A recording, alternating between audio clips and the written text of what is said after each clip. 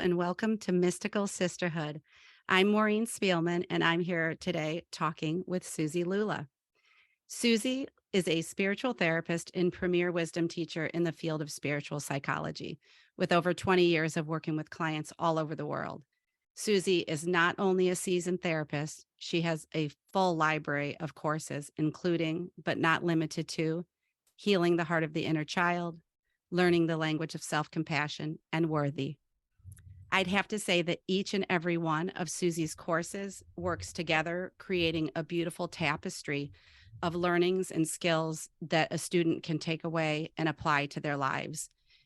They just are so intertwined, Suzi. I love this about your work, everything you do. Suzi is also a spiritual therapist and on the board at the Agape International Spiritual Center in Los Angeles.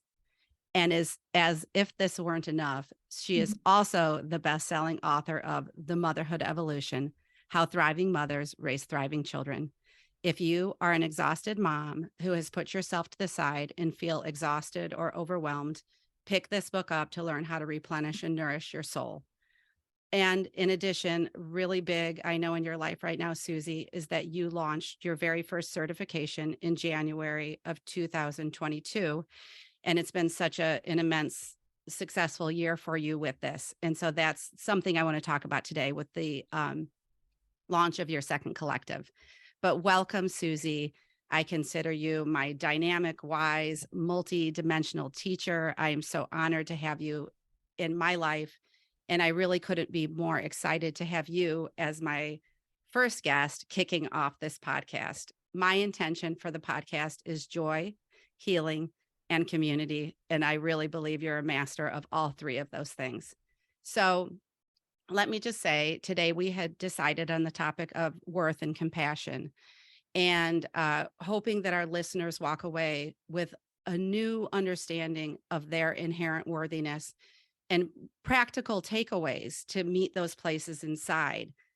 But before we dive into the topics, I want the audience to know a little bit more about you. You have your master's in spiritual psychology, which was totally something I didn't even know about, from University of Santa Monica. And can you tell the listeners how you got into the field, what attracted you to it, and just anything that's relevant there? Absolutely. Well, first of all, thank you so much for having me. I'm so proud of you and I'm so excited for you because when I heard the term mystical sisterhood that you're using as your topic Mm, and your podcast title, I just think, wow, this world, aren't we all as women just longing for a mystical sisterhood? So it's just delightful and I'm just so happy to be mm. getting to be with you in any which way. Thank you. Yeah, Yes. really supportive of what you're doing. I think it's really needed, and many women now have a mystical sisterhood. So Yeah. what's better than that? I love that. Thank you. Yeah, you got it. So what drew me? Well, first of all, when I heard the words spiritual psychology, boom, that I was done. Spiritual psychology. So I was raised in a, let's just say, less than functional family. Maybe listeners can relate. Uh, my family of origin was not, the most functional of environments, very dysfunctional, very toxic environment.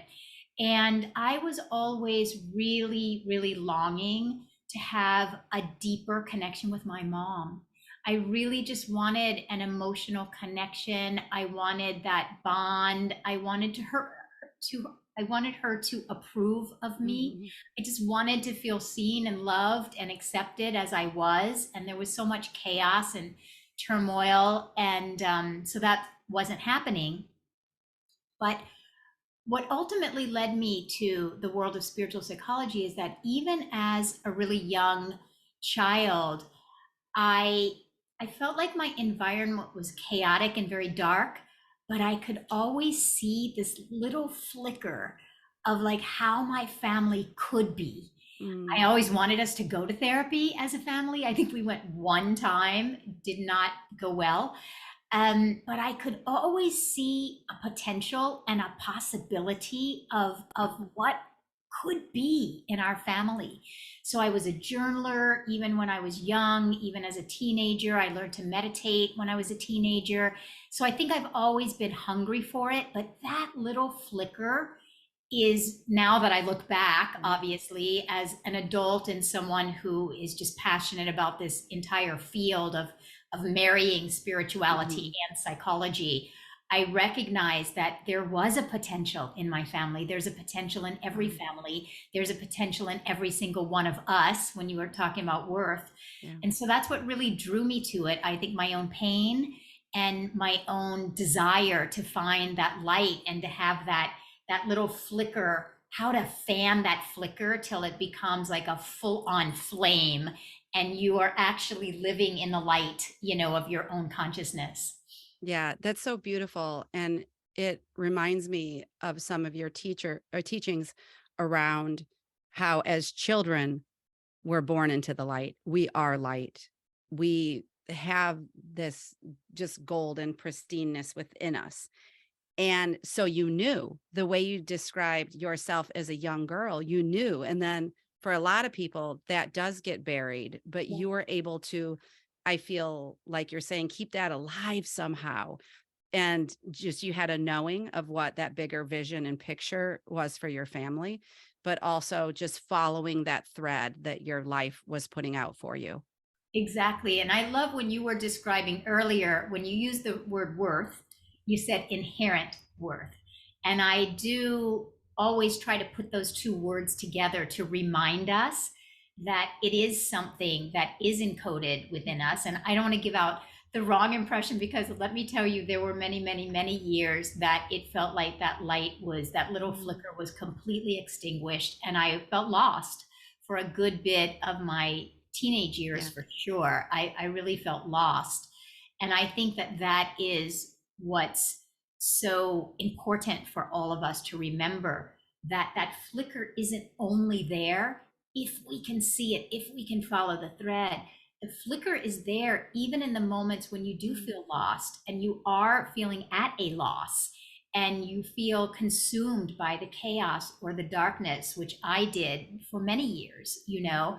And when you use the word inherent, inherent worth, it is true. When you think of, I always use this example, when you think of any child, younger than the age of probably 4, 3, a child is just so enamored with themselves, really. They live in their own universe and they're so delighted in themselves. And they're so embodied and present, and they take up their own space and they say what they want as they want it. And I think that we all, in fact, I know that we all come onto this earth very connected to our sense of worth. And then we are taught through culture, family of origin, we move away from it. And I think our adult life is that journey back home to ourselves, the journey to remember and to recall and to recover, that light in our soul self. And oh my gosh, I'm living this life, but I'm actually a spiritual being living yeah. this life. I'm actually a really powerful being. I am joy. Like you said, your intention here is joy. I am a joyful being. This is who Yeah. I authentically am. And to find our way back to that, nothing more powerful. And when you are working with your clients or when you're talking to individuals about this, do you find that when you begin to use this language Mm. that I so wish would have been taught to me as a young girl, and even as I look at the needs of humanity out there right now, that it is such needed language. It's such a soft place to fall, but it also leads us back to truth, and it just I feel is so expansive. But when you offer this to your clients, I feel like they must begin to have a sort of awakening. Yeah, I think the thing that I hear most might surprise everyone. I think the thing that I hear most is, oh my gosh, I want this so much. I'm hungry for this. I want to be self compassionate. I want to feel that I'm worthy and deserving. but how in the world do I do that? Like, people will say to me, I hear you telling me, like, be compassionate with yourself. And I want that, but I have no idea what that actually is. And so I think the journey begins by what we talk about often, which is, and what you just said, we aren't taught this language. Mhm. We're raised in a family and or a culture that is all about the doing, it's all about the achieving, it's all about the success, it's all about the outer. It's a rather harsh language, achievement and how many followers and what degrees and how many this and how much money do you make and what zip code do you live in, how many cars do you have and what's Yeah. the make and model, and are you married and how many kids do you have and what schools do they go to? I mean, it is just It's exhausting. it's Yeah. exhausting, and we don't realize how exhausting it is, but that's the language. I mean, I'm being dramatic when I'm sharing it, but that is the language. Mhm. Our kids are in college, one of yours, and we share different things, and I hear, oh, where's he going? What's he studying? And what we aren't taught, Yeah. what we don't share in our communications with each other is like, Mm. how are you doing today? How's Will doing in his college search? Or how are you feeling and what's happening in your marriage? And do you feel connected to your Yeah. husband? Do Yeah. you feel connected to your child? The softer, like you're saying, the language of the heart, the language of our being, the language that we all actually really want to speak to Yeah. each Yeah. other is Yeah. missing. I think that's why I like, mystical sisterhood. It's Yeah. like that's the language I think we all want to be speaking to each other. Sure, it's great to talk about where our kids are going to school, or what classes, what they're interested. It's wonderful. I'm not knocking that. I'm just saying Yeah. that this other language, Mm. how really are you today? And how Yeah. can I really hear you in a deep way? And And that reminds me, it brings me back to that idea that if it were seeded with our children, then even with that, the concept of feeling worthy, it's through that connection that our worthiness can grow and bloom, it feels like. yeah, Mhm. exactly. And for any of your listeners who are parents, that was such a huge intention of mine, was how to assist Will to stay connected to his sense of Yes. worth, knowing that he would be being brought up in a world that is going to specifically encourage him to define his worth by external Yes. circumstances. And Mhm. so, how to assist him. And if you think of even yourself, any of you listeners, if you think of yourself, you have been indoctrinated to think of your own sense of worth externally. Yes. Are you married? Do you have children? Where did you go to school? It's all external. How much do you weigh? What Yes. size clothes do you wear? How many wrinkles do you have? It's so external. And even asking ourselves, how do we move from being externally indoctrinated on a daily Mm. basis Mhm. to, and we're inundated, we live in a world that's externally focused. How do we find our own sense of worth and come back to our own sense of worth? Absolutely. Yes. I really appreciate that because I think those things can be lost on us sometimes. How Mhm. many outer ways we may be defining our worth, not because we intentionally meant to, but because it's in the ethers, it's in our culture. And so, um, is there a time in people's lives where they begin to almost like crack open and begin to get to this place of like, oh wow, I never even thought about worthiness before. I think typically it comes from painful experiences. Mm, I think painful experiences often wake us up. I don't know how yeah. many of your listeners, even right now, are going through something painful, vulnerable, sensitive. You might be feeling fragile, tender. You might even feel like you're having to be very protected in your life. Maybe you're in a relationship that isn't going well. And whatever is going on, maybe you're seeing pain in your child or suffering in someone else in your world. often that can be a real awakener. And that paradox is that we're so taught to try to resist the darkness because it's so uncomfortable to sit with. And yet, it is often through something that's really painful that helps us to Yeah. realize, oh, I've been measuring myself Hmm. by, barometers that aren't really serving me. And I'm more interested now in living a life that is authentic to me. Yeah. In one of my classes, we were just talking the other day about a book, um, called I want to say, The Six Regrets of the Dying. And the first regret of someone who's passing on is that they didn't live their life according to their own authenticity, and they Yeah. regret that. Yeah. So I think whether a listener right now, all of you mystical sisters, um, our peeps, whether you are going through something challenging or whether you aren't, we don't want to get to the end of our life and go, oh my gosh, I measured myself and I regret that I didn't take it on. How can I give my own self that sense of worth from the inside out before, Yes. too much more of our life passes? We're here. Yeah.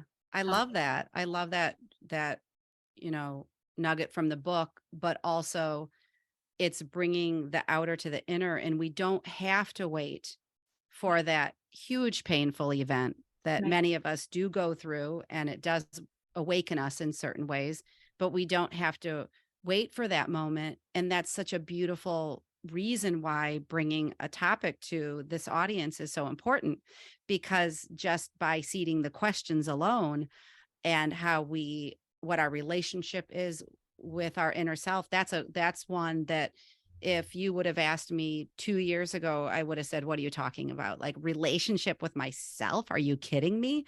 But everything you're saying is around how do we go from the outer cultured, and even the way you started, you lived in a home that brought all these things to you and found your way back to what your center was, what your authentic self had to say, what it was here to express. But I love that kind of the way you're talking today, going from the outer to the inner. And Exactly. And how do we get there?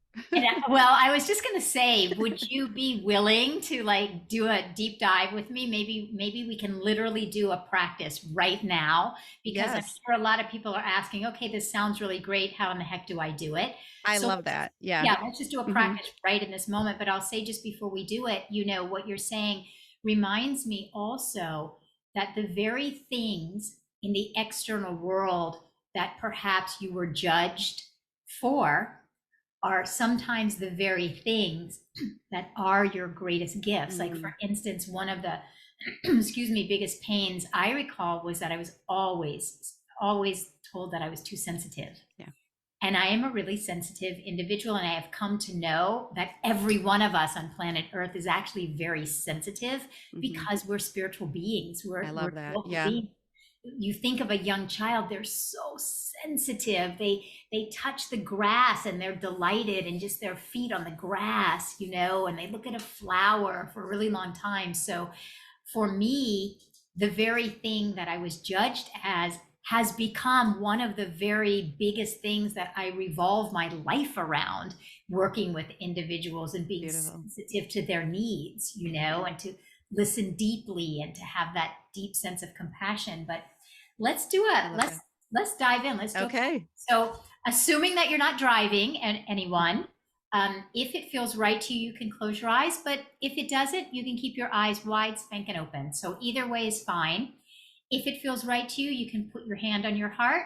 And if that doesn't feel right to you, that's perfectly fine. I do it just as a way, as Maureen is saying, to move us from the external into the internal, Hmm.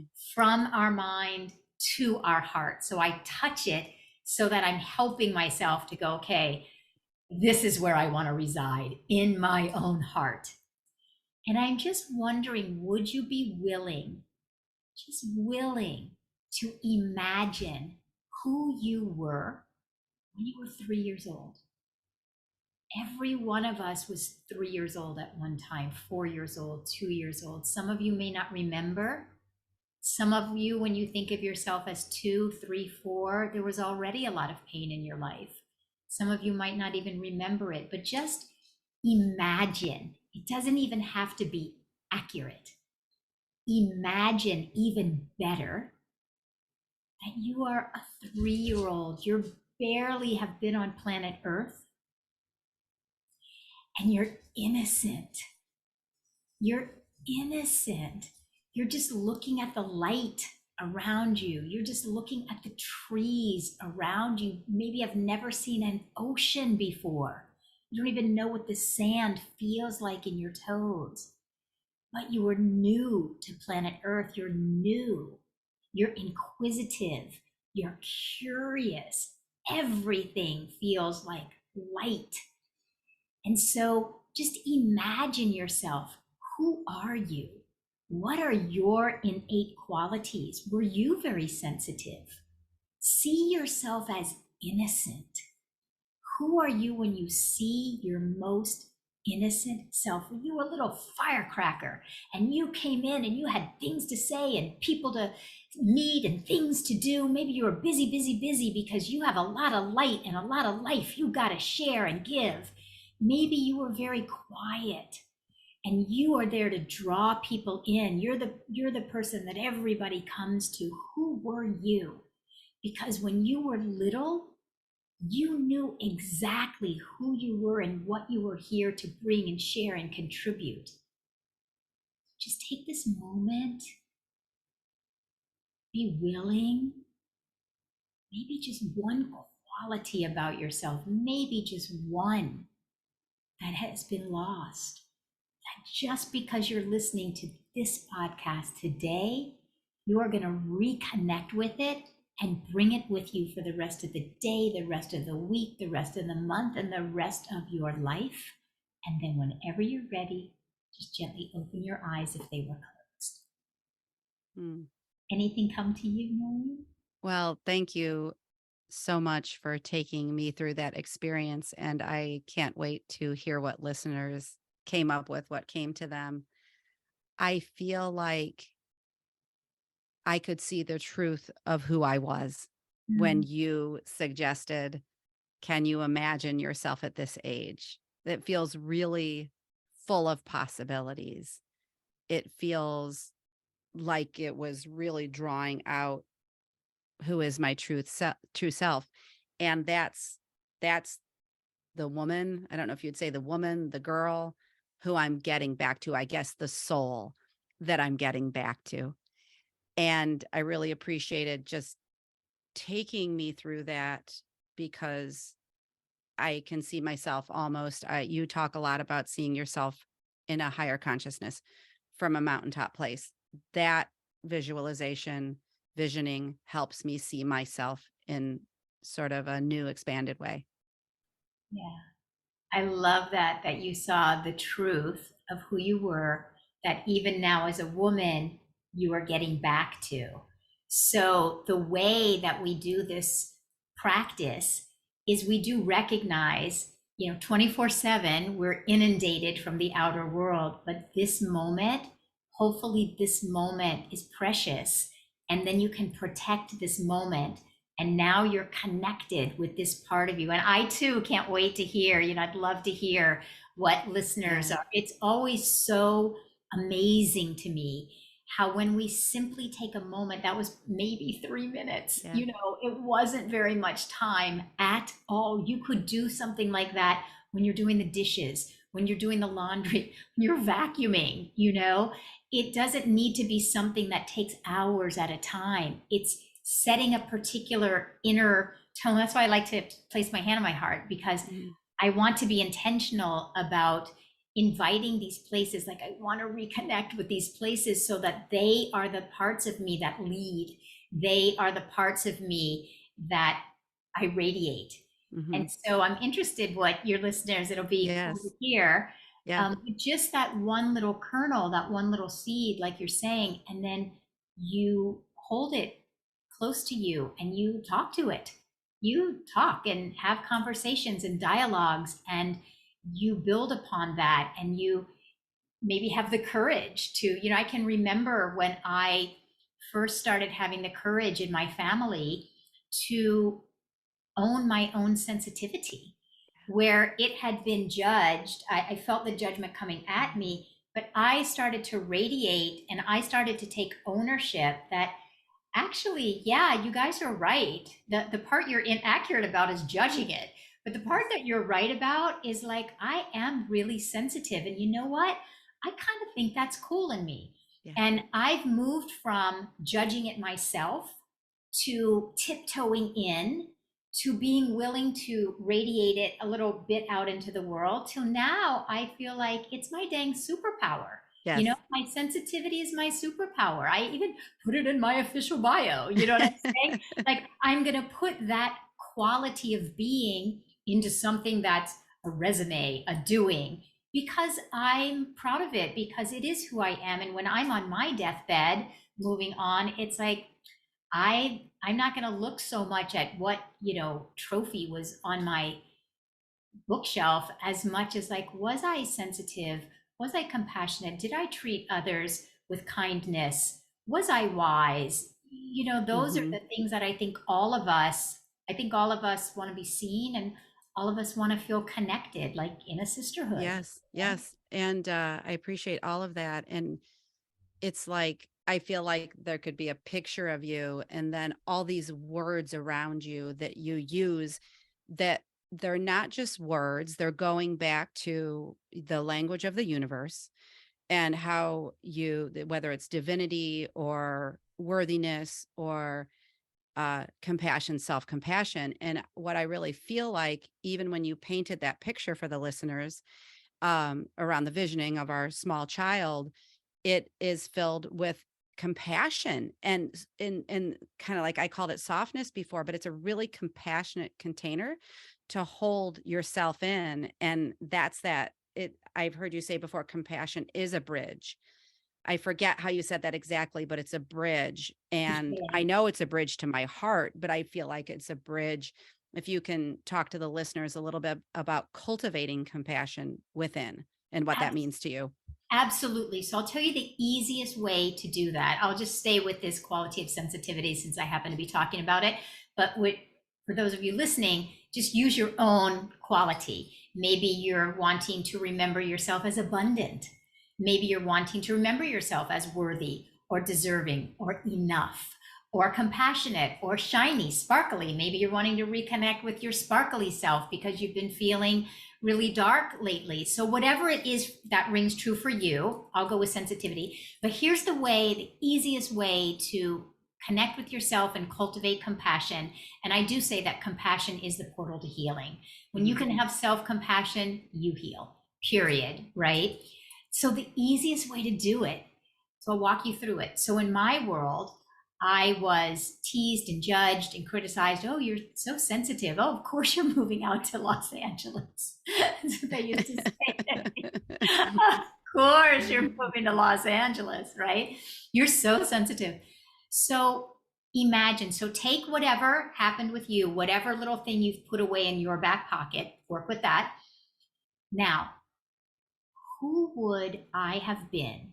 Who would you have been, Maureen? Who would you as a listener have been if instead of having that judgment all my life, someone had seen me and said little by little all my life, wow, you're so beautiful. Your sensitivity, the way that you are able to give your full attention and presence to the person in front of you, like, wow, that's so beautiful. Wow, what a great friend you are.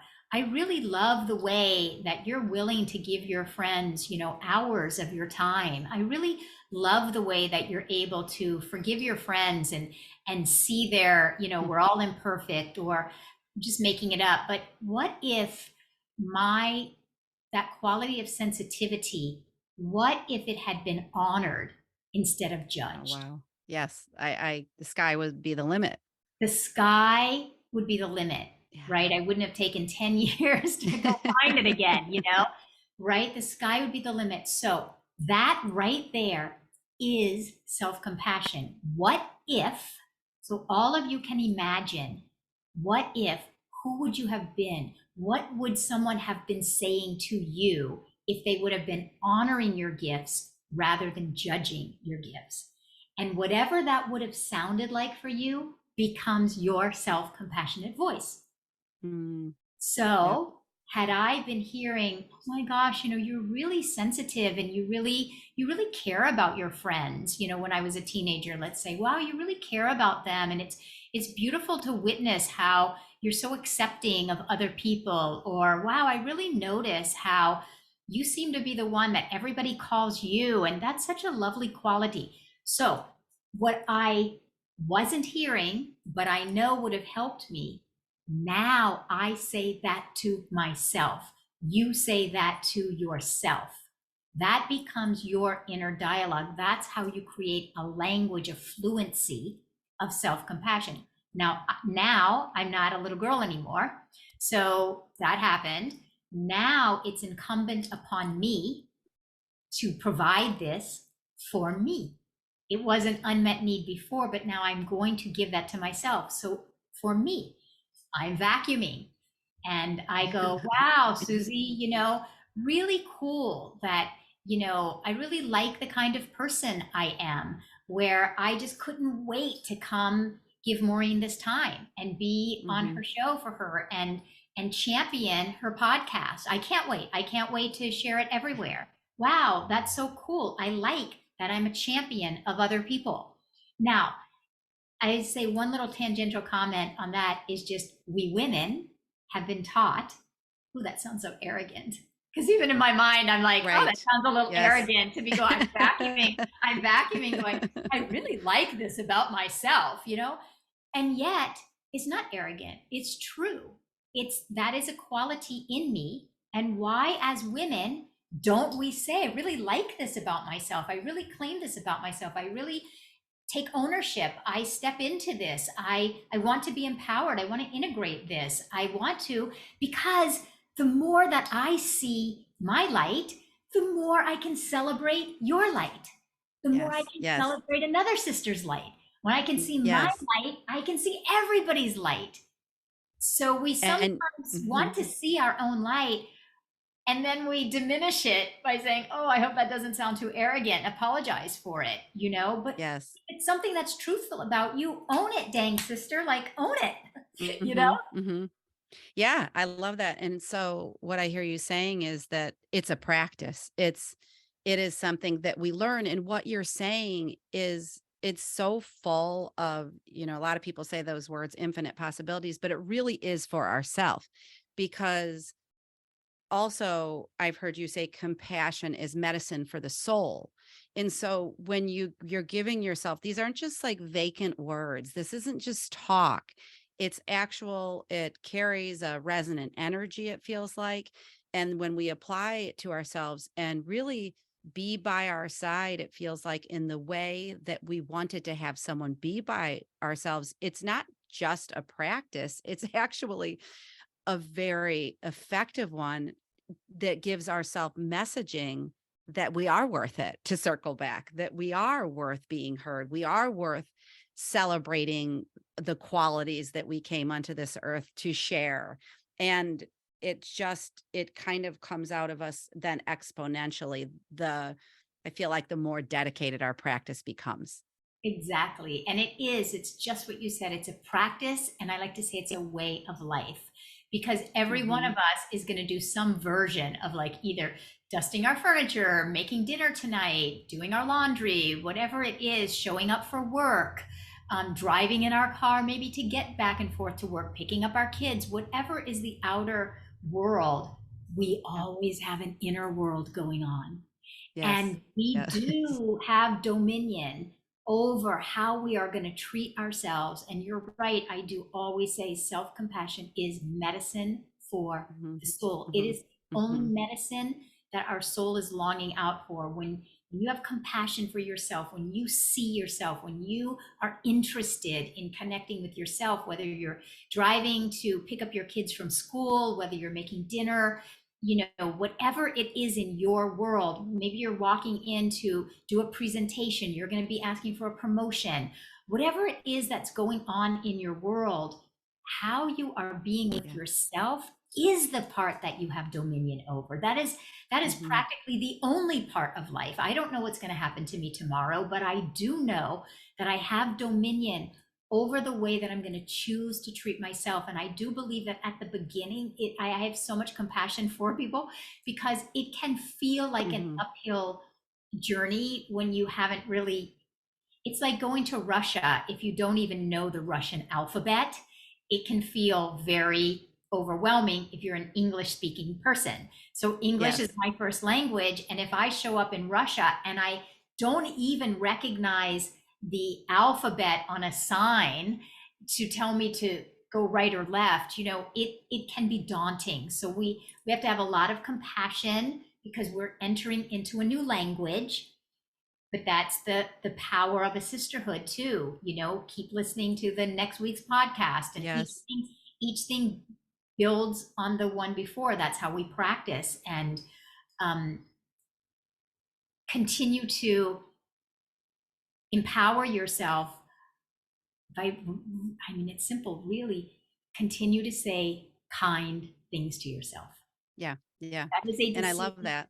Yeah. Go ahead. I Sorry. was just going to say it's a commitment to yourself. And if it feels like it's out of reach when you begin, it's just the willingness to begin, to be open to learn the language and the patience and the kindness and the compassion as you do, because you will. And Exactly. then there's the opportunity.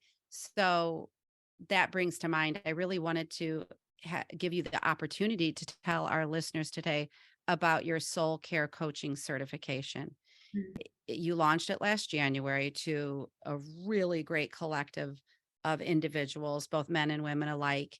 And it has coaching in the title, but the way I see it is that people came to the soul care coaching certification both to maybe apply skills to their coaching practices, but then you had people that were just coming for healing, for maybe curiosity. They didn't know what was going to occur. But say more about soul care coaching certification. I just feel like it's such a beautiful opportunity for people to come study with you and learn the wisdom teachings and just immerse themselves in growing and transforming. Thank you. And I have to thank you Mhm. first and foremost because you are one of the main reasons that it exists on planet Earth, because you just were such a tremendous cheerleader for me and encourager for me. And you Mm. did so much of the legwork to help me really materialize it. So I'm, Ah, thank you. Yeah, it forever was great. indebted and grateful to you for being a real sister and a real Hmm. supporter.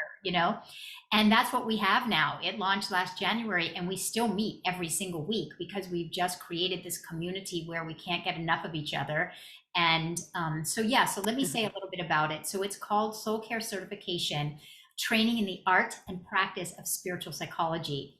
I always say, if you are a coach, a therapist, someone in the mental health profession, if you are an educator, and if you're a mom, if you want deeper connection with your children, if you want a deeper connection with your partner, your spouse, I always say that your greatest credential is your own transformation. So we often hear, as a mom, I have a teenage son now. I didn't get a manual on how the heck to really create a real intimate, connected relationship with him. So what we do in this course, it's 5 months and it's a deep dive. And what we do is we systematically go through what I call the spiral of transformation. And I take everyone through these practices that, when applied to yourself, and then those around you, be it your client, be it your child, be it your partner, you learn systematically how to deeply listen to yourself, how to really sit with painful emotions so that you don't have to shop or have a glass of wine or, in any way externalize that, project that, but how to really sit with your own past pain, past hurts, recover those places inside of yourself that are lost, that want to be found, how to do that. We touched upon little moments of it today, but it's a deep dive into really learning this language of how to be so present and compassionate and really learn the skills and practices to recover these places inside of you. And then, as you said, then to, by doing so, you begin to heal that and you begin to reconnect with your gifts, your light, Mm, what it is. We all came here with a destiny and we're all wanting to live on purpose. We're here for such a short amount of time. We want to live on purpose. We want to have deep, meaningful, connected relationships with our children, with our family, with ourselves. And so then we move into this spiral, the part of the spiral that really reconnects you with your destiny, with your purpose, with your dharma. And I don't mean necessarily some grandiose thing. Yes, it will make you for certain a more effective coach, a more effective therapist, and it will make you a more effective mom with your child, a more connected. You will experience deep intimacy and meaning in your world. So it's systematically taking us through this, what I call the spiral of transformation, over a 5 week, 5 month, excuse me, period. And it's an internal deep dive, and mhm. it is a community of like-hearted individuals. Like, you just can't even believe the support. There's small group support, there's dyad support. You can dive in as shallow or as deeply as you want, but there is tremendous support. So, like, for instance, Maureen just went through, and you're also a coach in your own right. And so that group of people will then be mentors. So you'll have Yes. individual mentors, small group mentors, dyad mentors. So there's a lot of outer support. Yes. Yeah. It's so beautiful because it brings in the 20 plus years of experience you've had, how you have refined everything you've taken in and learned those years, and just it it's just the most beautiful compilation of your work, which I just think is so pristine. So if there's any listeners out there that want to look into partaking in this soul care coaching certification that launches in January, I'm going to have Susie tell you where you can find her.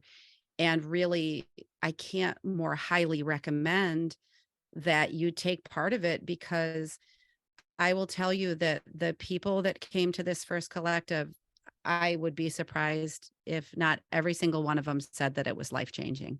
Yes. And Hmm. that we will be lifelong friends, Yeah. because Yeah. it's such a like-minded community. So if Yes. anyone's interested, you can go to Susie at SuziLula.com, or Susie at SuziLula.com is my email. You can go to SuziLula.com, and it's SuziLula. All the information's there, but reach out to me and I'm happy Yeah. to talk to anyone, happy to connect them to anyone who's already taken the course if you're interested. It's really, to me, we all want to experience deep intimacy and deep compassion and feel like our life has meaning. And most of the world treats us as though we're not a spiritual being. We're just in this world. And so I think the Yes. combination of recognizing that we are a spiritual being, even in therapy and coaching, we can leave out this entire dimension of our being, that we're spiritual beings. And even in parenting, Mm. we get so sucked into grades and activities and behaviors, and we want desperately the connection, but we don't have the practices that give us the connection that we're yearning for, starting inwardly with ourselves, self-judgment, self-criticism, self-shame, and how to transform that into self-compassion, self-support, self-advocacy, a self-voice. So there's so much spiraling from the inside Yes.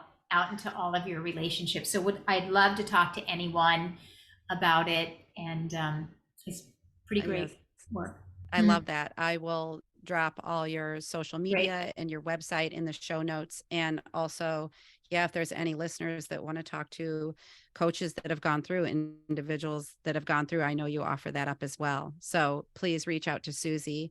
And Suzi, it's been just such a pleasure to have you today. I think that just to kick off mystical sisterhood, talking about these beautiful topics, worth, compassion, the qualities you want to live by, rediscovering, reclaiming yourself, and knowing some everyday practical ways that we can come to ourselves, but also things that you can do to follow up to even grow this knowledge more is so beneficial.